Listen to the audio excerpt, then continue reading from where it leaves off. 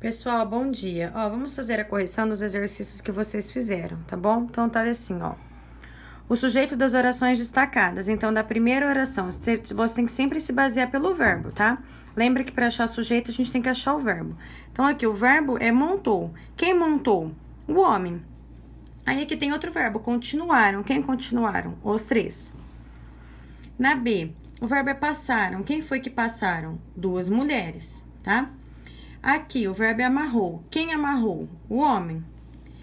E depois tem o verbo foram. Quem é que foram aqui? Pai e filho.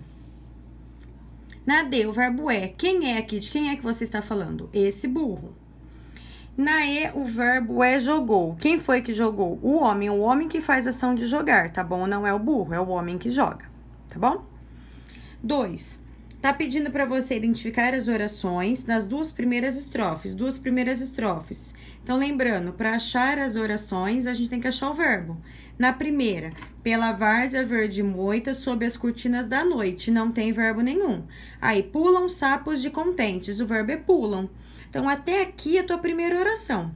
Porque aqui já tem outro verbo, mostram. Então, aqui é a tua segunda oração. Grilos mostram finos dentes. Qual é o sujeito aqui? Pulam. Quem é que pulam? Os sapos. Então, o sujeito da primeira é sapos. Aqui, quem é que mostram? Os grilos. Então, o sujeito é grilos, tá? Aí, o sujeito da primeira oração vem depois do verbo. Justifica essa posição. Então, aqui, primeiro, dar ênfase, chamar a atenção para onde eles estavam. Então, mais importante do que falar o que os sapos faziam, era melhor falar onde é que eles estavam. Por isso, começa pela várzea verde moita, sob as cortinas da noite, tá? Ou também para dar sonoridade, para dar ritmo ao poema, tá? Isso também é um recurso muito utilizado. Aí, vamos lá, nascer. Na terceira estrofe, qual é o sujeito do verbo chegam? Então, você volta lá na terceira estrofe. Chegam, quem é que chegam? Todos, tá? E a quem ele se refere? Aos sapos e grilos, tá? Que é o sujeito anterior. Qual é o sujeito da última estrofe? Então, você volta lá na última estrofe, você acha o sujeito, ó. Quanto isso, bailareco das acácias, saias brancas de papel, continua. Quem é que continua? O bailareco das acácias, tá? Esse é o sujeito. E por que está animado e continua? Porque o bailareco das acácias, o núcleo é bailareco, tá? Porque o é o artigo, ou o quê? Bailareco, esse é o núcleo, tá? É o substantivo. Então, como o bailareco está no masculino, animado, e no singular, animado, e o verbo continua também no singular, tá bom? Aí depois, o sujeito das orações a seguir é constituído de um só núcleo. Então, tá aqui, ó, encontre o sujeito de cada oração. Então, o primeiro eu já fiz com vocês, o ar seco. Então, o núcleo é ar. Você vai acrescentar mais um núcleo. O ar seco e a poluição aumentam, tá? Lembrando que sujeito composto, o verbo fica sempre no plural, tá bom? Aí aqui, essa moça canta bem. O núcleo é moça. Então, você vai acrescentar essa moça, o namorado, essa moça, o seu amigo, cantam. Aí, no início da noite, cigarras barulhentas. O núcleo é cigarras. Além das cigarras, quem é que cantavam? Cigarras barulhentas e grilos irritantes cantavam loucamente. No inverno, as mulheres. O núcleo é mulheres. Então, as mulheres e as crianças sentem muito frio. As mulheres e os idosos sentem muito frio, tá bom? 4. Identifique o sujeito das frases destacadas.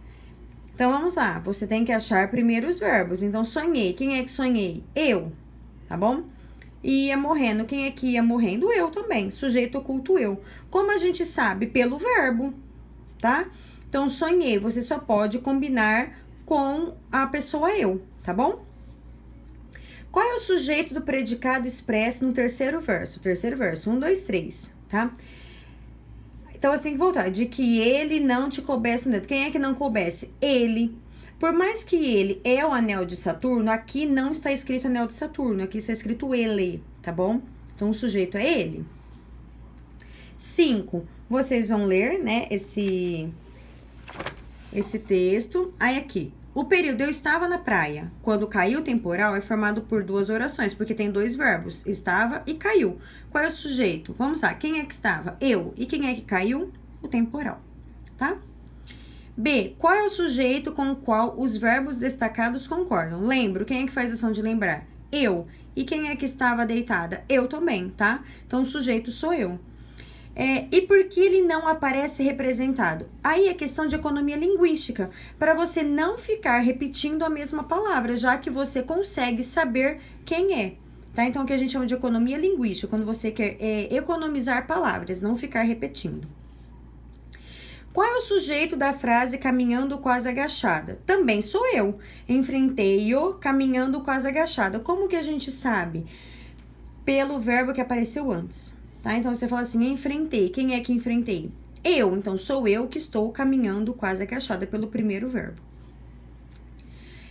Um raio e um trovão simultâneos me fizeram baixar a vista.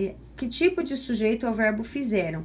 Nesse caso, é fizer do verbo de ação mesmo, fazer, realizar, tá? Sujeito composto, um raio e um trovão. Núcleo, raio, trovão. Então, sujeito composto, tá bom? Aqui, os erros vai virar errar, e aí o verbo fica pro singular, tá? Errar é humano. Então, lembrando que o verbo fica sempre no singular quando é o verbo, tá bom? Estudar é importante, rir é a melhor saída, viajar, irá, renová-la. Aqui, ó, brigar e gritar, nunca foram. Aí vai ser no plural porque são dois verbos, são duas coisas diferentes, tá bom? E caminhar e correr são as principais atividades físicas nas grandes cidades.